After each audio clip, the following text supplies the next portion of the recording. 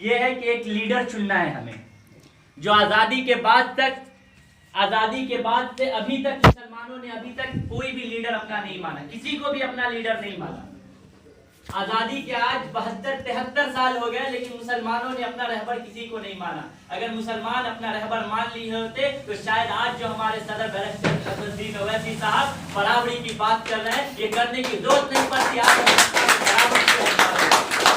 क्योंकि 1947 में जब मौलाना अबुल कलाम आजाद जामा मस्जिद की सीढ़ियों से चिल्ला रहे थे कि मुसलमानों मत जाओ इस देश को छोड़कर, ये देश तुम्हारे बाप दादाओं की जायदाद है, ये इस देश की मिट्टी में तुम्हारे बाप दादाओं की कब्रें शामिल है, उस वक्त भी मुसलमानों ने मौलाना अबुल कलाम आजाद की आवाजों की आवाज नहीं मिलाई थी, उन्हें अपना नेता नहीं माना था और पाकिस्तान को चले गए थे। जिसका एक कारण है कि आज हम बंटवारे होकर किस चीज से 25 से 30% पर आकर ठहरे हुए हैं।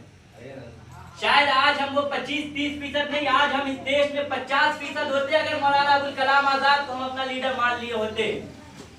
आज इसी का नतीजा है कि हम 25% लेकर बराबरी की बात कर रहे हैं, और बराबरी की बात करने फिर से एक और लीडर आया है हमारे बीच, जो चिल्ला चिल्ला कर कह रहा है मुसलमानों आओ हमारा साथ दो, हम तुम्हारे रहबर हैं, तुम अभी भी हमें अपना नेता मानो। इंशाअल्लाह आने वाले दिनों में हम बराबरी के हकदार होंगे। इसमें सत्ता में अगर हम इस देश की राजनीति में अगर हम 25% भी आ जाते हैं तो कसम खुदा की कहता हूँ इस राजनीति हमारे अंदर में होगी, ये देश हमारे अंदर में होगा, और एक भी गलत फैसला हमारे खिलाफ नहीं आने वाला है। क्योंकि आप देखिए पार्लियामेंट में सेक्युलरिज्म की बात करने वाला बहुत सारे एमपी थे, हमने आरजेडी से एमपी को भेजा, हमने बसपा से भेजा, हमने सपा से भेजा। जब 3 तलाक के बिल आए तो एक अगला सा शेर हमारा असदुद्दीन ओवैसी खड़ा होता है और चिल्ला चिल्ला कर कहता है ये बिल जो है एक शरीयत के खिलाफ है, लेकिन उसका साथ देने वाला कोई नहीं होता है। इखलाक की बात आई तो उस पर बोले ओवैसी, इखलाक की बात आई उस पर आवाज पार्लियामेंट में उठाए ओवैसी, नजीब पे आवाज उठाए ओवैसी, 3 तलाक पे आवाज उठाए ओवैसी, और जब एनआरसी और सीए का बिल आया तो उसके पछक्के उड़ाने वाला भी पार्लियामेंट में अगर कोई शेर था तो हमारे सदर बैरिस्टर असदुद्दीन ओवैसी थे। और आज अभी भी हमारे मुसलमानों के समझ में नहीं आ रही है। किसी शायर ने भी कहा था कि मुंतशिर होगे तो मिट जाएगा वजूद, और मुत्तहिद होगे तो ठोकर में जमाना होगा। और शायद हमारे मुसलमान और दलित भाई अभी तक मुत्तहिद नहीं हुए हैं, इसीलिए हम डर डर की ठोकरें खाते फिर रहे हैं। हमें मुत्तहिद होने की जरूरत है, हमें एक अपना लीडर चुनने की जरूरत है। एमआईएम मैं असदुद्दीन ओवैसी साहब का, जनाब अख्तरुल ईमान साहब का बहुत बहुत शुक्रगुजार हूँ कि हैदराबाद से एमआईएम की यूनिट को बिहार में लाकर खड़ा किया, बिहार से आज सीतामढ़ी से पुपड़ी में आकर यूनिट खड़ी हो गई। हमें जरूरत है बूथ वाइज अपने आप को मजबूत करने का।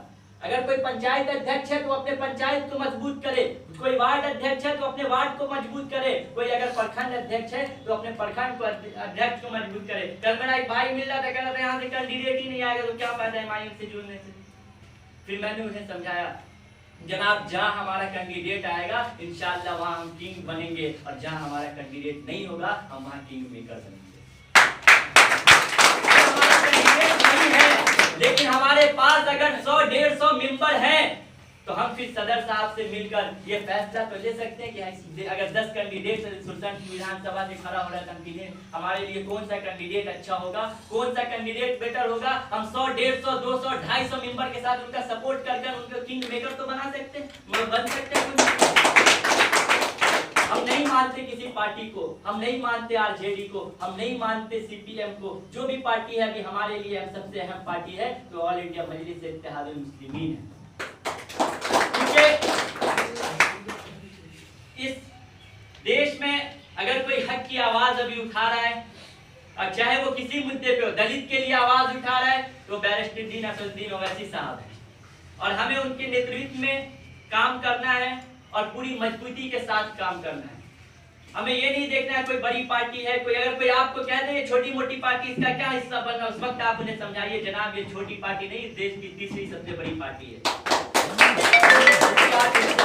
तो उम्मीद करता हूं हमारे पास बहुत से प्रवक्ता है, मैं ज्यादा लंबा टाइम नहीं लूंगा, लेकिन मैं आप लोग से बस यही एक वादा लेना चाहता हूं कि अगर आप एमआईएम से जुड़े हैं, अगर आप एमआईएम के मेंबर बने हैं तो आप मेंबर ही तक अपने आप को मत समझिए। अगर आप किसी वार्ड के अध्यक्ष हैं तो आप वार्ड के असदुद्दीन ओवैसी अपने आप को समझिए। अगर आप पंचायत के अध्यक्ष हैं तो पंचायत के असदुद्दीन ओवैसी समझिए। और जिस ईमानदारी के साथ हमारे सदर साहब ने पूरे देश में आवाज उठाई है, उसी तरीके से अगर आपको कोई वार्ड में दिक्कत है, पंचायत में दिक्कत है, प्रखंड में दिक्कत है, जिला में दिक्कत है, तो उसी अंदाज से, उसी ताकत से, उसी मजबूती के साथ आप आवाज उठाइए। इंशाअल्लाह हमारी आवाज पार्लियामेंट तक गूंजेगी और पार्लियामेंट में भी आने वाले दिनों में जाएगी तो थोड़ा ढंग से कीजिए। आने वाले दिनों में पार्लियामेंट में भी हमारी बराबरी का हिस्सा होगा इंशाअल्लाह ताला, अगर हम मजबूती के साथ रहे तो। क्योंकि हम सोचते नहीं है, सबसे बड़ी बात है हमारी मेंटेलिटी हो गई है कि अभी विधानसभा का इलेक्शन आया तो विधानसभा में फला को बीजेपी को हरा देना है, फला को जिता देना है। हम आगे की कोई प्लानिंग नहीं करते। लेकिन हमारा दुश्मन जो आरएसएस है, बीजेपी है, मुसलमानों का दुश्मन, दलितों का दुश्मन, वो जो है आज से 50 साल की आगे की प्लानिंग करता है।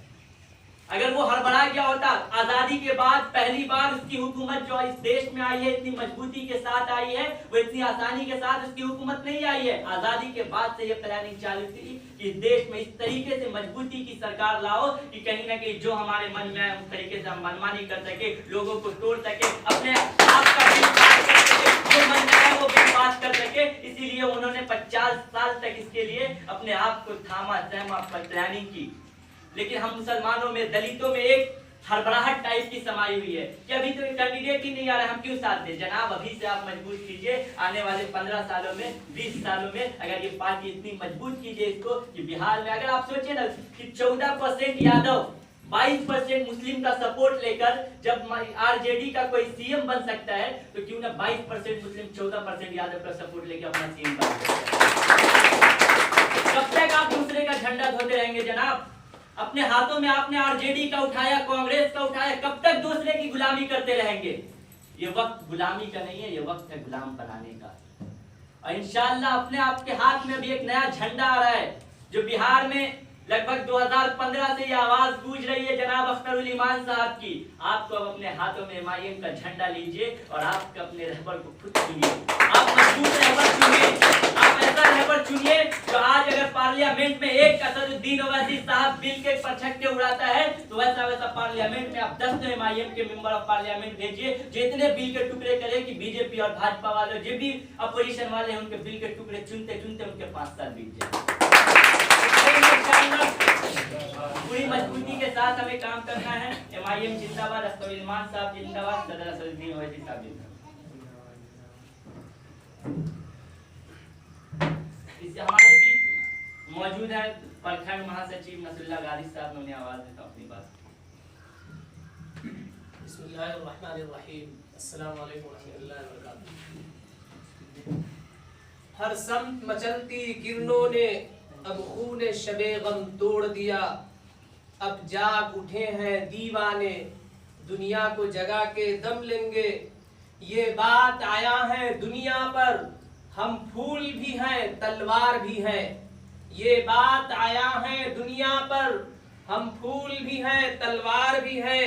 या बज़्मे जुनू महकाएंगे, या खून में नहा के दम लेंगे। ये बात आया है दुनिया पर, हम फूल भी हैं तलवार भी हैं। या बज़्मे जुनू महकाएंगे, या खून में नहा के दम लेंगे। सोचा है कतील अब कुछ भी हो, हर हाल में अपना हक लेंगे। सोचा है कतील अब कुछ भी हो, हर हाल में अपना हक लेंगे।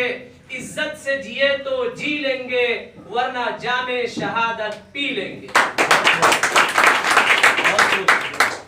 मेरे भाइयों, बुजुर्गों, दोस्तों और मजलिस के दीवानों, मैं आपका बहुत बहुत शुक्रगुजार हूं कि आप एक मामूली से अपने भाई और अपने बेटे के कहने पर यहां जमा हुए हैं। इसके लिए मैं दिल से आपका शुक्रिया अदा करता हूं। मेरे भाइयों, आज मुल्क के जो हालात हैं और जिस तरीके का माहौल क्रिएट किया गया है इस मुल्क के अंदर, इन सारी चीजों से हम सब वाकिफ हैं और हम सबको ये मालूम है कि किस साजिश के तहत मुसलमानों पे जुल्म के पहाड़ तोड़े जा रहे हैं। चाहे वो यूनिवर्सिटी के स्टूडेंट्स हो या हमारे सीनियर एक्टिविस्ट हो, उन सबको बीजेपी जो चुन चुन कर जेलों के सलाखों में डाल रही है, चाहे सफूरा जरगर की बात हो या कोई हमारा दूसरा एक्टिविस्ट लीडर हो, उनको जो निशाना बनाकर जेलों में डाला जा रहा है, ये जो हमारी खस्ता हालत है और मुसलमानों की ये जो बर्बादी है और मुसलमान जिस कशमकश में मुब्तला है आज के दौर में, मैं समझता हूं कि मुसलमानों को इस खस्ता हालत में पहुंचाने वाली अगर कोई पार्टी इस देश में है तो वो बीजेपी नहीं है मेरे भाई, वो कांग्रेस, आरजेडी, बीएसपी और समाजवादी पार्टी है। ये बात आप दिल में बैठा लीजिए। क्यों मैं ऐसा बोल रहा हूं? इस बोलने के पीछे एक कारण है मेरे भाइयों, आप जरा गौर कीजिए। 70 सालों में हमने किसे वोट दिया, हमने किसे अपना रहबर माना, हमने किसे अपना लीडर माना? हम कभी मुलायम सिंह यादव को अपना लीडर मानते रहे, कभी लालू प्रसाद यादव को अपना लीडर मानते रहे, कभी नीतीश कुमार को अपना लीडर मान रहे हैं। और आने वाले समय में आज भी जो हमारे लोग हैं, आज भी जो हमारे नौजवान हैं, वो उनके बेटे और पोते की तरफ नजरें गड़ाए बैठे हैं कि आने वाले वक्त में ये हमारा लीडर होगा। मेरे भाइयों जरा गौर करो, जिसकी औकात भैंस चराने की नहीं थी, आज उसका बेटा आपके 22% वोट लेकर चार्टर्ड प्लेन में बैठकर अपना बर्थडे मना रहा है।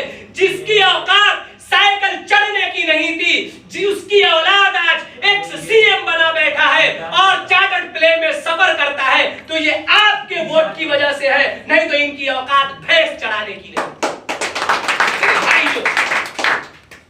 तबरेज खान का मामला हो या पहलू खान का मामला हो, हमने देखा होगा कि सड़कों से लेकर पार्लियामेंट तक क्या किसी अपोजिशन लीडरों ने आवाज उठाई? क्या मुलायम सिंह आगे बढ़कर आया? क्या कोई लालू प्रसाद यादव की औलाद आगे बढ़कर आई? नहीं मेरे भाई, इसके लिए कोई आगे नहीं आया। अगर सड़कों से लेकर पार्लियामेंट तक कोई आवाज उठाने वाला था तो वो बैरिस्टर असदुद्दीन ओवैसी था और उन्होंने आवाज उठाया है। आज पूरे मुल्क के अंदर एनआरसी और सीएए के खिलाफ जो ये धरना प्रदर्शन चल रहा है, लोगों के अंदर जो जागरूकता फैली हुई है, लोग जो सड़कों पर उतरे हैं, अगर उसके पीछे भी कोई कारण है तो असदुद्दीन ओवैसी का वो बिल को फाड़ना था मेरे भाई। अगर बैरिस्टर असदुद्दीन ओवैसी उस बिल को नहीं फाड़े होते तो आज ये धरना प्रदर्शन में ये रंग नहीं आया होता। इस बात को भी आपको जहन में बैठाना होगा। मेरे भाइयों जरा गौर कीजिए, हमने इनको लीडर माना और इन्होंने 70 सालों में हमें क्या दिया? हमें 70,000 फीसदात दिए इन्होंने, हमारे नौजवानों को जेलों में डाला। आज भी मुसलमानों की आबादी के हिसाब से हिंदुस्तान की जेलों में अगर सबसे ज्यादा किसी की तादाद है तो वो हमारी तादाद है। हमारे नौजवान जेलों में सड़ रहे हैं, उनकी जिंदगियां बर्बाद हो रही है। उनका कसूर कुछ भी नहीं है, उनका कसूर सिर्फ इतना है कि वो एक मुसलमान है। सफूरा जरगर का क्या कसूर था? उन्होंने क्या गलती की थी? वो इसी यही गलती थी ना कि बीजेपी के काले कानून के खिलाफ आवाज उठा रही थी, लेकिन उनको जेलों में डाल दिया गया। 5 महीने की हामला खातून थी वो, उन पर जुल्म और ज्यादती किया गया। लेकिन क्या कोई मुलायम सिंह यादव रोड पर उतरा?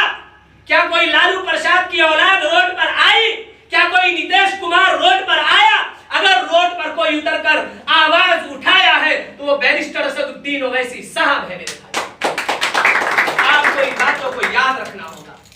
हम आज बाबरी मस्जिद के गम में मुब्तला है कि हमसे बाबरी मस्जिद छीन ली गई और छीनने वाला बीजेपी है, लेकिन याद रखना बीजेपी से पहले बाबरी मस्जिद को छीनने वाला अगर कोई है तो वो कांग्रेस पार्टी है। इस बात को आपको जहन में बैठाना होगा, क्योंकि इसी कांग्रेस पार्टी ने बाबरी मस्जिद का ताला खोला था, इसी कांग्रेस पार्टी ने पूजा की इजाजत दी थी और 2019 के अंदर बीजेपी ने हमसे बाबरी मस्जिद छीन लिया। इस बात को आपको जहन में बैठाना होगा। आप समझ रहे हैं कि 370 को हटाने वाली बीजेपी है, लेकिन आप जरा गौर कीजिए कि 70 साल तक 370 कश्मीर में लागू रहा, लेकिन उसको परमानेंट नहीं किया किसने? वो कांग्रेस पार्टी थी। अगर कांग्रेस 370 को परमानेंट कर दी होती मेरे भाई तो बीजेपी के औकात नहीं थी कि वो 370 को रिमूव कर देती कश्मीर से, लेकिन 370 को कमजोर करने वाली भी यही कांग्रेस पार्टी। मेरे भाइयों, यही दर्द और यही गम को लेकर असदुद्दीन ओवैसी पूरे देश में अपनी आवाज आप तक पहुंचाने की कोशिश कर रहे हैं। आपको इन बातों को ध्यान में रखना होगा। मेरे भाइयों, आज पुलिस महकमे के अंदर हमारी तादाद नहीं होने के कारण जहां भी फसाद होता है, हमारे घरों को जलाया जाता है, हमारे नौजवानों को मारा जाता है, उसके बावजूद अगर जेलों में कोई कैद होता है उस फसाद के जुर्म में, तो मुसलमानों की तादाद सबसे ज्यादा होती है। आप अगर रेशियो निकालेंगे, बीजेपी की सरकार 2014 से है, लेकिन 2014 से पहले 1947 से 2014 तक का भी रेशियो देखेंगे तो इस मुल्क के अंदर जेलों में अगर सबसे ज्यादा किसी की तादाद थी तो वो मुसलमानों की थी, और उसी का फायदा बीजेपी आज उठा रही है। मेरे भाइयों, एजुकेशन में हमारी तादाद किधर है? अलीगढ़ मुस्लिम यूनिवर्सिटी के सिटी का जो माइनॉरिटी हक है वो भी पामाल किया जा चुका है। जामिया मिल्लिया के अंदर जो मुस्लिम माइनॉरिटी का हक था उसको भी छीन लिया गया है। जमीयत उलमा हिंद लड़ कर थक गई। कांग्रेस 10 साल राज किया 2004 से 14 तक, लेकिन हमारी माइनॉरिटी के हुकूक को लागू नहीं किया तो वो कांग्रेस पार्टी थी। आज बीजेपी उसका फायदा उठा रही है। मेरे भाइयों, अगर बीजेपी जिस उरूज पर आज जुल्म कर रही है, बीजेपी जिस लेवल तक मुसलमानों को मार रही है, बीजेपी जिस लेवल तक मुसलमानों को सता रही है, बीजेपी को उस लेवल तक पहुंचाने वाला अगर कोई है तो वो आरजेडी, कांग्रेस, जेडीयू, सपा, बसपा वाले। आपको ये बात अपने जहन में बैठाना होगा। मेरे भाइयों, मुसलमानों की आज ये जो खस्ता हालत है, आज ये जो मुसलमानों की बर्बाद हालत आपको नजर आ रही है, मुसलमान जिस कश्मकश में मुब्तला है, मुसलमान सोच रहे हैं कि हमारा घर अच्छा बन गया, हम बहुत खुशहाल है। नहीं मेरे भाई, मुल्क में मुसलमानों की हालत ऐसी है कि ये दलितों से भी बदतर जिंदगी गुजार रहा है।